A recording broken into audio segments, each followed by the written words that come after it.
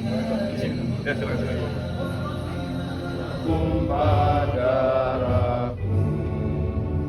di sana merdeka, hiduplah Indonesia Raya.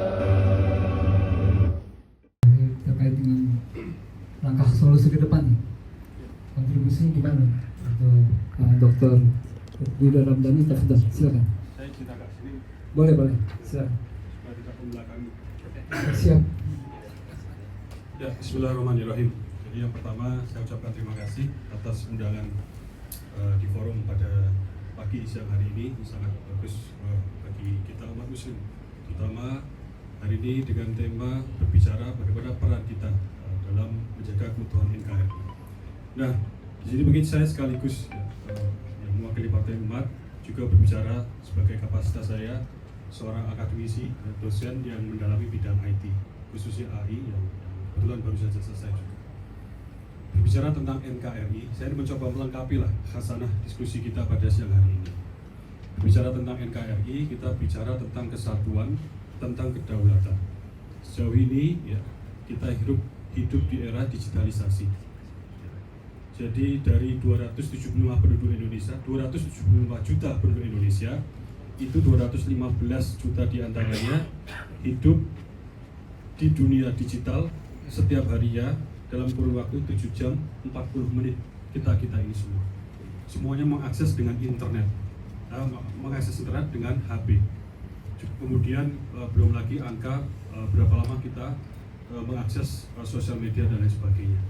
Intinya berbicara tentang kedaulatan NKRI, kita sudah saatnya berpikir tidak hanya kedaulatan di dunia nyata tadi yang tadi sudah disampaikan dalam kajian sangat komprehensif ya, walaupun overview oleh profesor tadi ya, yang kalau kita tarik sesungguhnya belum lagi lah kita ini merdeka dunia nyata, masih banyak hal-hal yang perlu kita perjuangkan.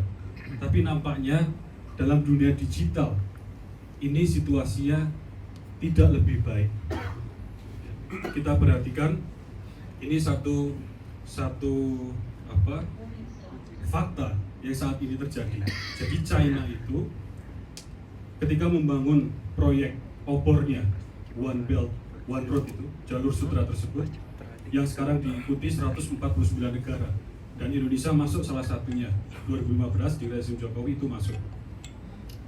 Sekarang berganti nama menjadi BRI karena diprotes menjadi Belt and Road Initiative. Namanya diperhalus saja, tapi intinya memberi hutang dan lain sebagainya, membangun infrastruktur dan lain sebagainya.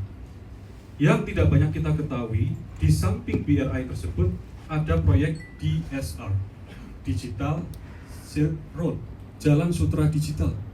Apa yang mereka bangun? Infrastruktur digital, panjangnya ratusan ribu kilometer. Apa yang mereka bangun? Pusat-pusat data. Dan pusat-pusat data itu salah satunya ada di Indonesia. Nah, kita tahu di era data ini, ya, bahwa dikatakan ya, sekarang currency adalah data. Ini mata uang yang baru. Dengan data kita bisa melakukan profiling. Ya, ini kebetulan ilmu yang saya pelajari lah, dalam 6-7 tahun belakangan ini. Kita bisa tahu persis karakter A sampai Z, tadi disinggung oleh Prof juga. Tidak hanya kita sebagai bangsa, tapi orang per orang.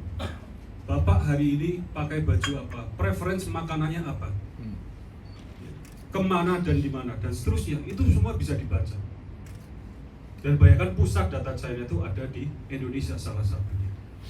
Nah, yang kita khawatirkan adalah melalui penguasaan data tersebut kemudian ada penjajahan baru lewat dunia digital, yang dunia yang belum diatur sama sekali, khususnya di Indonesia.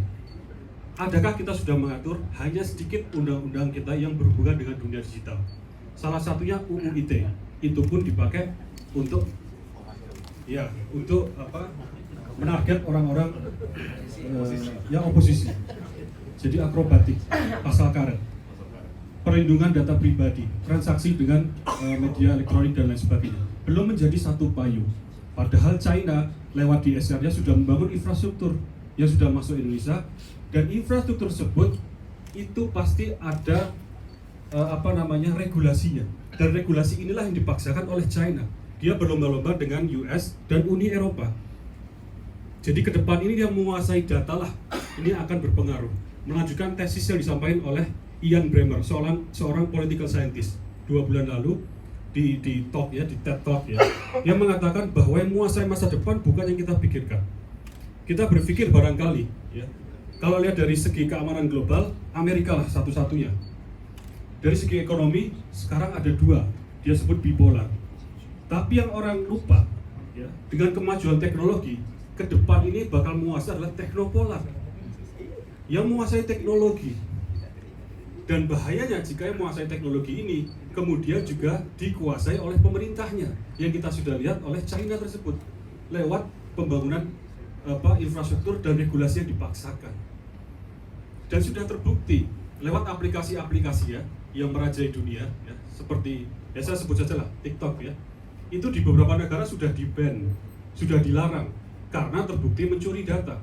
Apa keperluannya perusahaan swasta seperti ByteDance yang membuat TikTok itu untuk mencuri data? Tidak ada kepentingannya. Dia kepentingan adalah uang, tapi jelas disuruh oleh pemerintahnya. Kemudian 2 merek besar ponsel ya, dari China, ya, ada 2 merek itu beritanya masih fresh ya di Google, silakan dicari. Itu terbukti dari penelitian dari University of Edinburgh, menemukan bahwa kedua ponsel tersebut melakukan transmisi data sensitif. Artinya data sensitif adalah data profil kita pribadi kembali ke China sana. Jadi ini happening, ini sesuatu yang terjadi yang luput belum banyak kita bahas. Kita berbicara NKRI di dunia nyata yang belum tuntas. Tapi kemarin dalam 2 forum kita sampaikan sesungguhnya kita terjajah di dunia digital dan Indonesia adalah pasar besar bagi mereka. Indonesia sangat besar, kemudian pengguna aktifnya adalah 215 juta. Jadi apa yang perlu kita lakukan sekali lagi? Pertama, tentu secara efektif kita perlu regulasi satu payung besar, undang-undang yang mengatur kehidupan digital kita. Ini baru ancaman dari luar, belum berbicara ancaman dari dalam. Kita ini telanjang bulat di dunia digital. Betul kemajuan IT, kemajuan digital menguntungkan kita. Tapi kita ini seperti telanjang, anak-anak kita tanpa pakaian, tanpa perlindungan menghadapi pornografi. Pemerintah investasi 200 miliar, yang terakhir 1 triliun untuk mesin mendeteksi pornografi. Itu bohong-bohongan selama namanya VPN masih dibuka aksesnya. Begitu ditanya menterinya, VPN itu adalah satu pintu yang bisa menyembunyikan IP pabrik kita sehingga kita bisa mengakses pornografi tersebut. Jadi tidak ada gunanya yang ratusan miliar triliun ini. Ditanya Pak Menteri yang sekarang sedang berkasus itu. Oh kalau urusan pornografi kita sudah sediakan ini, tapi kalau mengakses VPN kita kembalikan kepada keimanan masing-masing netizen. Kalau 1 triliun itu kemarin tidak tahu ya follow-up-nya bagaimana karena keburu ditangkap. Kalaupun jadi 1,2 triliun buat apa? VPN cukup ditutup, mungkin 90% masalah pornografi selesai. Ya, ini satu hal. Belum lagi konten-konten negatif, kekerasan, ya budaya-budaya asing yang masuk tanpa filter, homogenisasi budaya.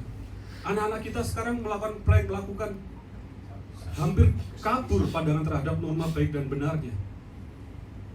Biasa-biasa saja ngomong, kemudian ada minuman keras di sampingnya. Ini gimana? Ini 10 tahun lalu belum ada, 15 tahun lalu belum ada. Nah, kita perlu regulasi, perlu aturan. Yang ini efektif tentu diperjuangkan lewat legislatif. Jadi melengkapi dari Prof tadi, bahwa pemilu tidak hanya pilpres.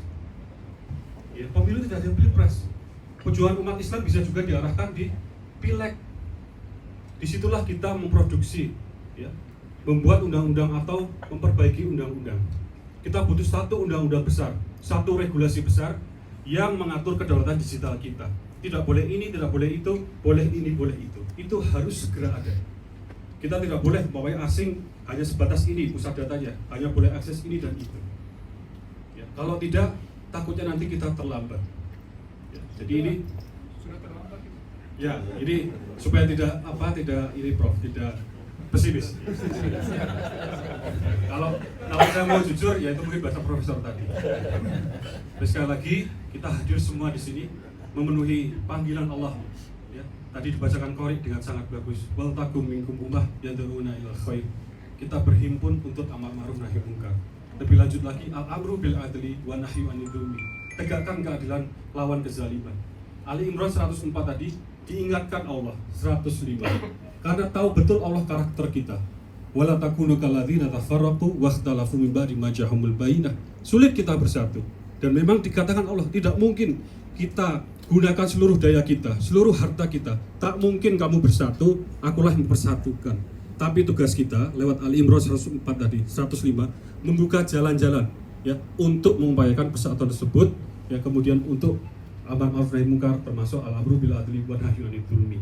Jadi ini urun rembuk sebagai anak bangsa ya, yang kita khawatir ya, ini happening, ini terjadi dan harus segera kita perjuangkan. Yang bisa kita lakukan karena perjuangan intraparlementer butuh waktu adalah membangun kesadaran menggunakan kehidupan digital kita dengan bijaksana. Dan inilah fungsi kita mungkin sedari individu dan juga keluarga. Ingat konstitusi atau fitrah penciptaan kita, wa idz qala rabbuka lil malaikati inni ja'ilun fil ardi khalifah, yang melengkapi Ustadz tadi ya. Jadi kita hadir sebagai khalifah dalam kapasitas untuk ya berjuang dalam jalur masing-masing, saling melengkapi ya, kemudian berlomba-lomba dalam kebaikan. Ya, sekali lagi untuk membangun kemaslahatan di bumi ini. Kiranya demikian yang bisa saya tambahkan sedikit. Assalamualaikum warahmatullahi wabarakatuh. Waalaikumsalam warahmatullahi wabarakatuh.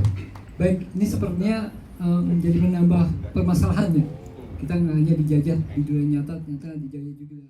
Digital merupakan dari isu contoh